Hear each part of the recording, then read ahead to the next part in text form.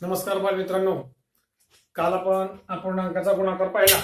आज आपण त्यावर आधारित अपूर्णांकाचा भागाकार हा भाग घेणार आहोत. काल आपण संख्येचे गुणाकार व्यस्त पाहिलेले आहे. गुणाकार व्यस्त म्हणजे पहा, 2/5चा गुणाकार व्यस्त 5/2, 3/2चा गुणाकार व्यस्त 2/3, 7/9चा गुणाकार व्यस्त 9/7. म्हणजे ज्या दोन संख्यांचा गुणाकार 1 येतो त्यांना गुणाकार व्यस्त असं म्हटलं जातं. त्याचा उपयोग आपल्याला भागाकारामध्ये होतो. पहा कसा, अपूर्णांकाचा भागाकार करत असताना अपूर्णांकाला ज्या संख्येने भागणार आहोत त्या भागणाऱ्या संख्येच्या गुणाकार व्यस्तानं काय करायचं, गुणायचं आहे. म्हणून गुणाकार व्यस्त आपण काल शिकलेलो आहोत. म्हणजे या ठिकाणी पहा, उदाहरण 5/7 भागिले 2/3. मग या ठिकाणी भागिले चिन्हच्या ऐवजी गुणिले कसं होतं, 2/3चा गुणाकार व्यस्त, त्याचा गुणाकार व्यस्त आहे 3/2. म्हणजे 5/7 ला भागायचंय, भागिले म्हणजे नंतर या ठिकाणी गुणिले होतं, आणि गुणिले कसं होतं तर याचा गुणाकार व्यस्तानं गुणायचं 2/3चा. 2/3चा गुणाकार व्यस्त आहे 3/2. म्हणून याचा अंशांशाचा गुणाकार झाला 5 × 3, 7 × 2 बरोबर 5 त्रिक 15 आणि 7 दुने 14.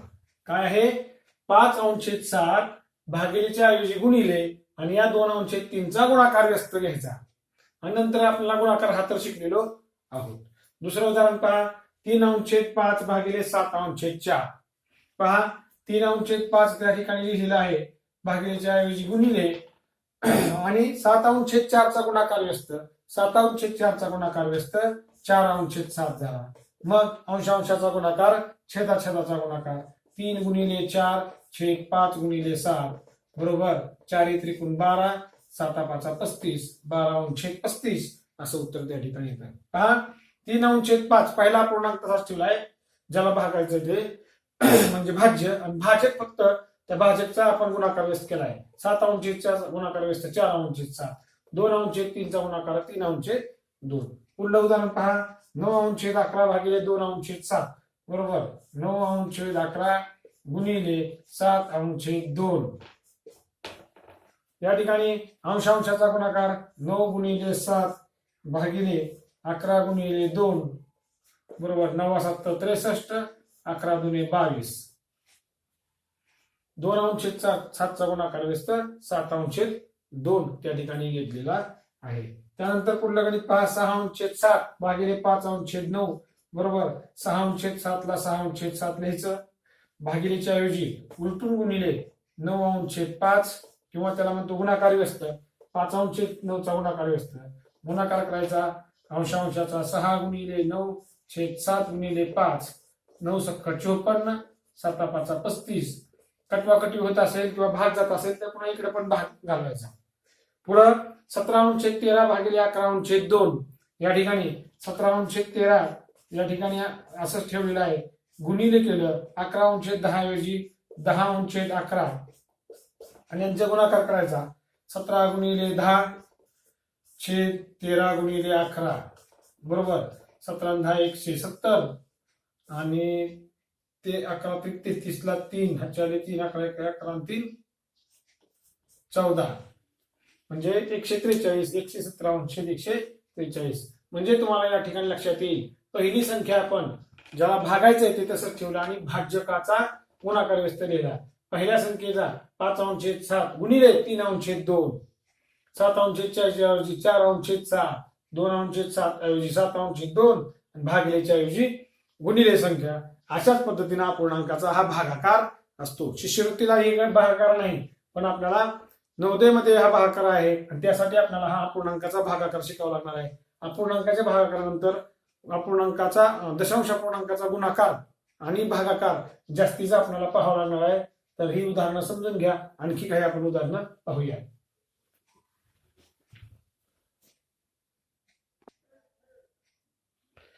यानंतर आपण पाहूया दशांश अपूर्णांकाला पूर्णांकाला कशा पद्धतीने भागतात. 2/3 भागिले 7.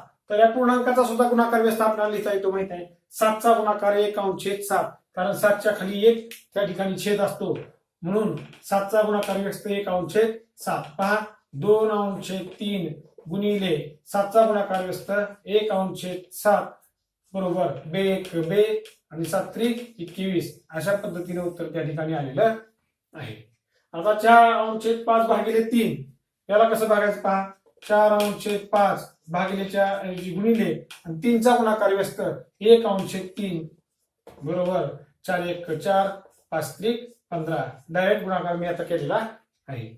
9/10 भागिले 5 पहा. 9/10 गुणिले 1/5 कारण 5चा गुणाकार असतं 1/5 अशा पद्धतीने येतं. मग 9 × 1 = 9 आणि 10×5 = 50 अशा पद्धतीने गुणाकार या ठिकाणी आलेला आहे. 2/9 भागिले 11 बरोबर 2/9 गुणिले 1/11 बरोबर 2 × 1 = 11 × 9 = 99 2/99 असं उत्तर या ठिकाणी आलेलं आहे. 7/9 भागिले 5 पहा. 7/9 गुणिले 1/5 बरोबर 7 × 1 = 7 9×5 = 45 7/45 असं उत्तर त्या ठिकाणी आलेलं आहे. पुढे बघा गणित आणखी 11वा गणित पहा. आता उलट करूया. आपण पूर्णांकाला अपूर्णांकानं भागूया. पूर्णांकाला अपूर्णांकानं भागताना पहा 6 भागिले 3/5 बरोबर पहा 6 गुणिले 5/3 करायचं फक्त. याचा पुढल्याचा गुणाकार व्यस्त करायचा. मग हा वर गुणाकार आला 6×5 = 30 30/3 म्हणजेच उत्तर आलं 10 3×10 = 30. दुसरं उदाहरण बघूया. 7 भागिले 4/11 बरोबर 7 तसाच पूर्णांक लिहिला भागिलेच्या ऐवजी गुणिले 11/4 बरोबर 11×7 = 77 आणि 4 4 4चा इथं खाली 1 असतो 2 4 1 4 अंश आहे हा 7च्या खाली 1 घेतलं तरी चालतंय किंवा नाही घेतलं तरी चालतंय. वरचा फक्त गुणाकार करायचा 11×7 = 77. 13वा गणित पहा. 3 भागिले 2/5 बरोबर 3 ला 3 या ठिकाणी घेतला गुणाकार केला आणि या दशांश पूर्णांक ह्या पूर्णांकाचा गुणाकार व्यस्त केला 2/5चा 5/2 गुणाकार डायरेक्ट करूया 5×3 = 15 आणि 2×2 म्हणजे पूर्णांकाला भागत असताना सुद्धा जो दुसरा अपूर्णांक आहे त्याचा गुणाकार व्यस्त करायचा आणि गुणाकार व्यस्त करून गुणाकार करायचा आहे. असं साध्या पद्धतीने आपण या ठिकाणी हे समजून घ्यायचं आहे. समजा 11 भागिले 3/7 बरोबर बघा 11 गुणिले 3/7चा गुणाकार व्यस्त 7/3 फक्त गुणिले म्हणायचं गुणाकार व्यस्त म्हणायचं 11×7 = 77 3 1 समजा 3 ला 3 अशा पद्धतीनं हा अपूर्णांकाला पूर्णांकानं भागलं. आता पूर्णांकाला अपूर्णांकानं भागलं. या 3 प्रकारचीच उदाहरणं त्या ठिकाणी परीक्षेमध्ये असतात आणि अशाच पद्धतीचा फक्त भागाकार या ठिकाणी असतो. 15 भागिले 2/9 किंवा 2/13 बरोबर 15 गुणिले 13/2 या ठिकाणी गुणाकार करायचा 15×3 = 45 ला 5 4 4 15 1 15 4 19 195 आलं 195/2. तर अशा पद्धतीनं जो भाजक आहे त्याचा गुणाकार व्यस्त द्यायचा आणि सरळ सरळ गुणायचं हाच अपूर्णांकाचा भागाकार असतो. अशाच पद्धतीनं अपूर्णांकाचा भागाकार हा गणितामध्ये केला जातो. अपूर्णांकाच्या भागाकारावर आधारित सरळ रूप द्या त्याचबरोबर अपूर्णांकाचं सरळ रूप यामध्ये हे गणित अशा पद्धतीचे असतात. नवोदयमध्ये खूप कठीण गणित आहे त्यासाठी तुम्हाला हा अपूर्णांकाचा भागाकार मी स्वतंत्र या ठिकाणी शिकवलेला आहे. 5वीच्या अभ्यासक्रमामध्ये गुणाकार नाही आणि भागाकार पण नाही परंतु ही जी उदाहरणं आहेत ती उदाहरणं पाहून अपूर्णांकाचा भागाकार कसा करायचा हे लक्षात घ्या. धन्यवाद.